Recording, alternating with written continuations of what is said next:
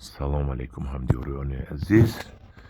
имрӯз 20 октябри соли 2023 мебошад ва ман қарор дорам дар лимонхонаи худам, шаҳри Душанбе, маҳаллаи Испечак.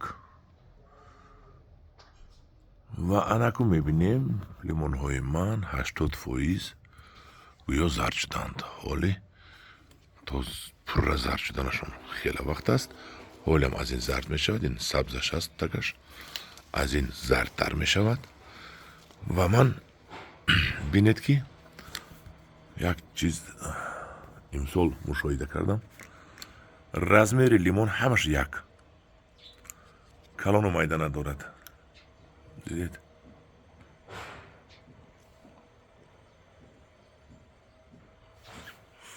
ҳамаш як размер.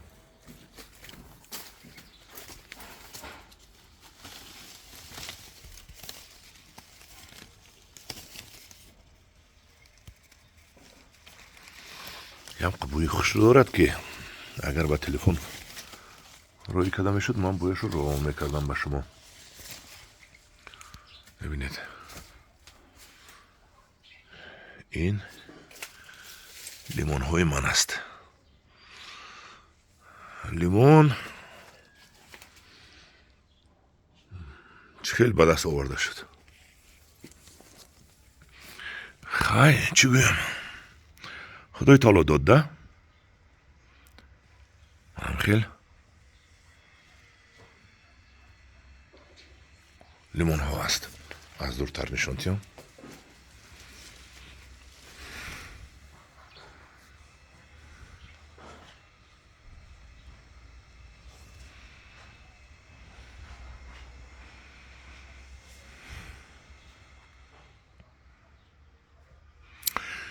барои он ки худои таоло хеле лимонтиад чӣ корҳо кардан дар кор? одамо аз ман бисёр савол медоданд. ман як ба саволҳо ҷавоб диҳам. якумаш гармхона месозад. гармхонаи ман чӣ кас сохта шудааст? барои лимон гармхонаи махсус дар кор нест. фикр мекунам ин деволи ҳамсоя аст. деволи худам асту ҳамсоя ҳавлӣ. аз ин тарафаш цемблок гирифтам камтар, аз ин тарафашам цемблок гирифта, хишти семонтӣ гирифта, болояш рав партофтам. аз тахтаю баъд аз рекаву арматуру бо рав партофта зимистон болашро маҳкам мекунам. ин нимдавра несту, ин салакак. ин девол баландтар аст ва об болои клёнка инҷа мефурӯяд. ҳозир тоҷик қати пластик меган, а? болои ҳамон пластик инҷо мефурӯяд. ҳозир бо эрод намегиранд ки клёнка нагӯ. силофанам намешад, клёнкам намешад, тоҷик қати пластик гирифтаганд журналисто. ана баъд ин барои ки худои таоло тияд ин лимонро чӣ кор кардан дар кор? об мондан дар кор. ҳар соли муқобили ҳашарот як 10 маротиба дору задан дар кор ки ҳашарот инро нахӯрад. асосан инро кана, тортанак кана ҳаст, мехӯрад. яхе одамо скотч меган, ранги скотч вай мекунад, то хӯрда як хел из мемонад скотч бар ин. боз чӣ кор кардан кор? дар зери бихи реша як каме анамин ниҳола як 4 сатил порӯи кӯҳна мерезему, як 10 сантиметр ҳамиро чобуқ мекунам. чуқур чобуқ намекунам ки решаи лимон дар рӯи замин аст, решаро мо назанем. баъд ин корро ман моҳи декабр январ мекунам.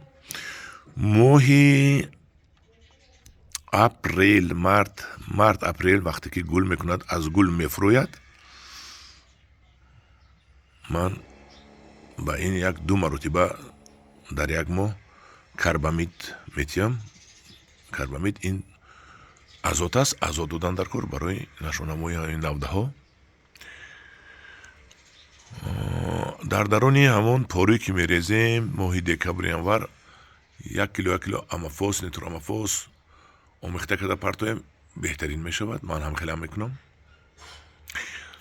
تابستون هر هفته یک مرتبه آب میتیم در زیرش، در بخیرشه، و وقتی که آب میدیم من در یک بوچکه 100 لیتره یک 10 سطیل 8 سطیل 10 سطیل پر رو پرتفته پوری آب کرده هستم و از مابین یک ماه گذاشتم پس و شربت می شود. وقتی که آب رو می سر میتید بخی همین لیمون، از همون شربت من 1 سطیل میدیم. تمام، دیگر یکون کار نمیکنم. خدا میتید، خدا خواهد، خدا تید اگر همه وقت میتید. منه اینو بینید، منه لیمون حاضر. من این لیمون رو سالی گذاشته، زمستونی گذاشته از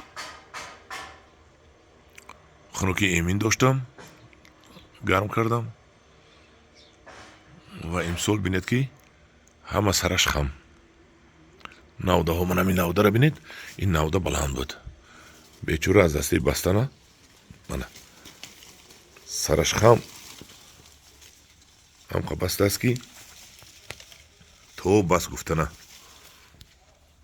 امسال لیمون من دیدم در بازار علاقه 23 سومون بود.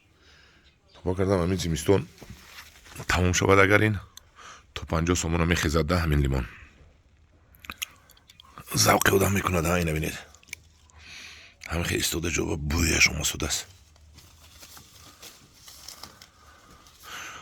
انا هم دیاران عزیز، شما لیمون شنونید، خدا تعالی با شما میتید.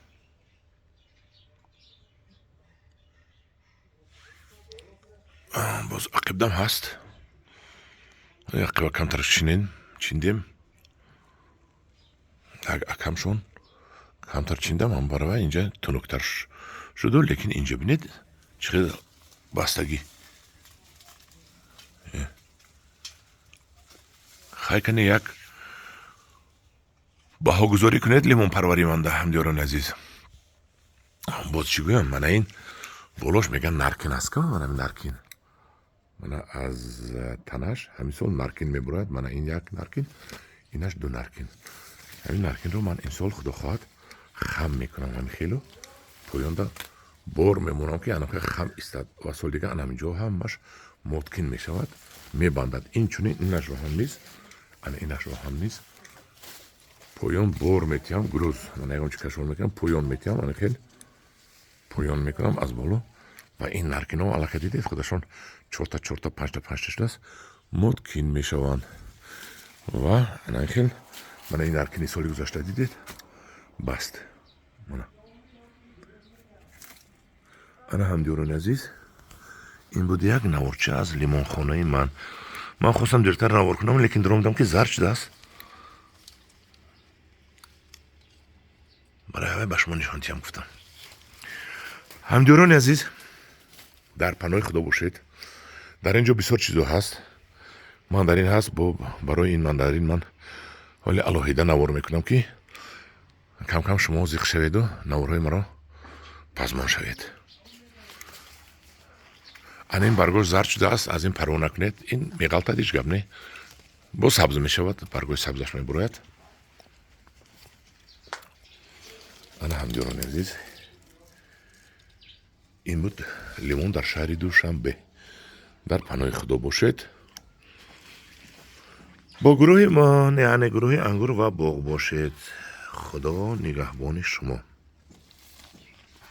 یک التماس، همین را پدلیچه کنید و یا رفیقاتان تو روی کنید، تماشا کند، بیند که همین یگان خوشویگی دارد یا ندارد، کیلوی مهنت من است یا نیست. التماس در پناه خدا باشید.